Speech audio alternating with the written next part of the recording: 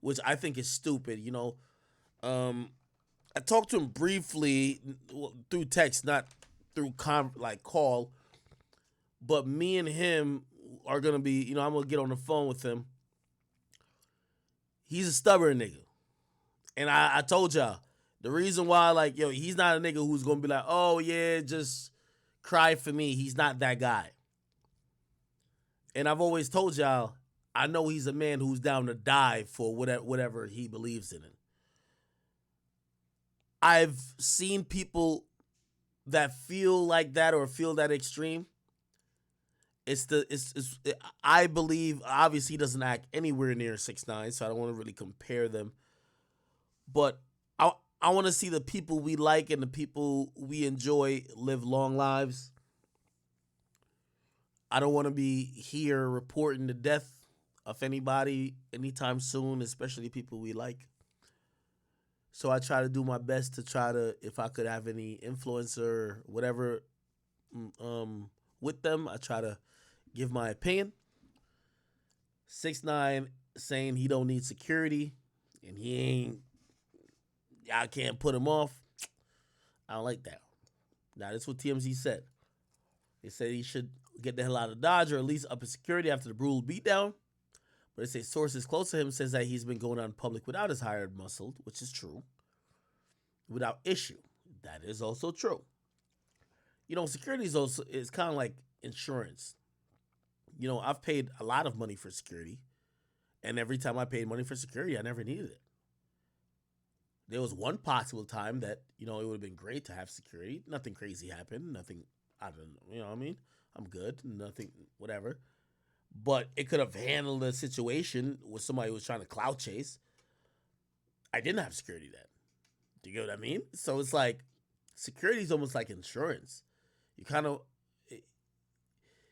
You're not mad at paying for insurance once you need it, but if you never need it, you look at it like a crazy expense. Unfortunately for 6ix9ine, I think he has to pay that expense all the time for the one moment you might need it, which was like in this situation. So I do believe he's been going out in public without problems, but that might allow you to believe you don't need security. And that's usually when you do need it the most, right? We're told he's not about to let one incident change the way he lives. He wants to live as normal a life as possible. And he's chalking up the beatdown as an outlier.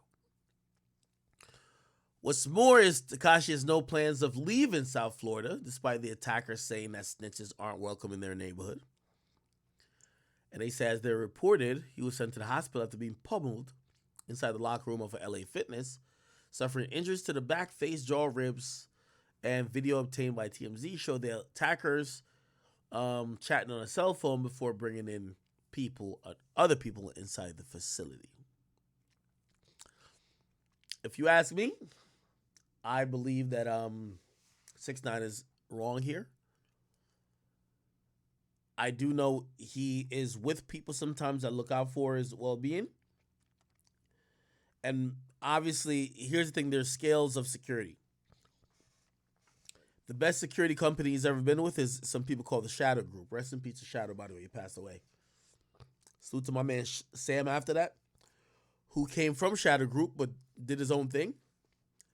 And they were very well professional. They I believe, is what you would call military grade Secret Service level security. That's before 2018 and shortly after when he got out of prison in 2020. However, after he was allowed by the judge to move out of New York State, I keep telling y'all, the niggas who don't like him, they don't even got a bus pass, definitely don't got a train pass. You go 2 zip codes over, they ain't gonna find you. He's no longer in Brooklyn. And I think once he moved out, he probably thought, well, you know what? Niggas don't give a fuck like that. And I think he probably got a little bit lax. And I don't think normally that would have been a problem, except he still talks shit. He still's an agitator. He's still driving expensive cars that's very flashy. He's out there, he's talking shit. You see him drunk, going on rants. And even if it's not the people that necessarily have a reason to hurt you, people who might just not like you based on what they've heard, them constantly seeing you, it might give them a reason to. Again, I keep telling y'all, I don't believe 6ix9ine has a fearful body and a fearful bone in his body. He's more dumb than he is scared. I've always told people that. I know people want to say, "Oh, he's pussy" or whatever. 6ix9ine, I believe, ain't scared to die. When Wax sat in front of him and Wax said that on the interview I did with him, like damn near feels like almost a year and a half ago, he wasn't wrong. 6ix9ine is not scared to die. And that's scary for people who like him, people who care about him, and people who would want to just tell him that whatever he is trying to prove, trying to be a martyr or whatever, is just not going to do it. Obviously, I'm going to have my chance to talk to him.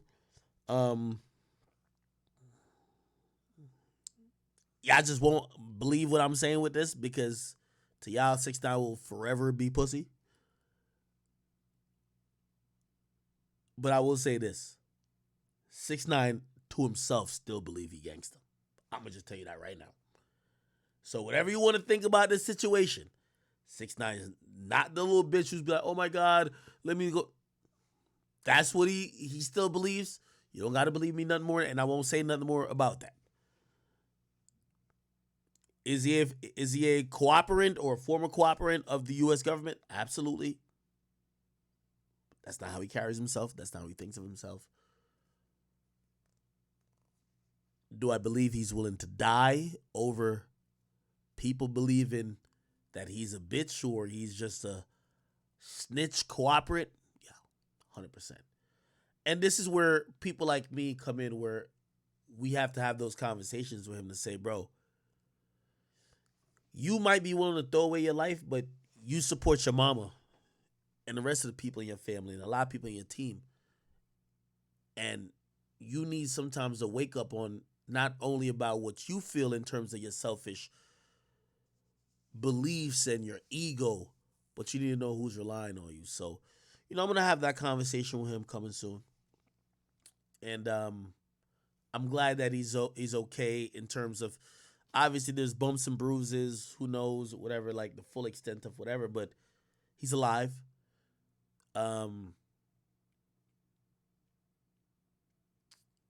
For me, just like for you with any person you consider as a friend, you just want to hope they move a little bit better. You get what I mean? And even if they felt they were moving right, just try to take some precautions. Lesson learned. These days everybody look at an L as something they can't tolerate. These days you got to look at an L as lesson learned. That's what an L stand for. A lesson learned. Okay, double L. Lesson learned. All right. I'm gonna try to have these conversations with him in the next coming days, if not weeks. I obviously know he probably has his own plans of trying to speaking out about this. Also, it's incumbent on somebody like me to tell him, brother, you're a you're on federal parole.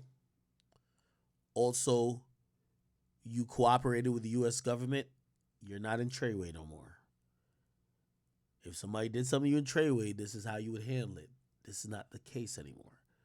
So, I'm gonna try to do my due diligence. Is that, am I upset or do I care if anybody? I think anybody who has clowned him, anybody who has commented about him, I think is well within their right. 6ix9ine does vile things. 6ix9ine will diss. 6ix9ine will diss your mama if your mama die.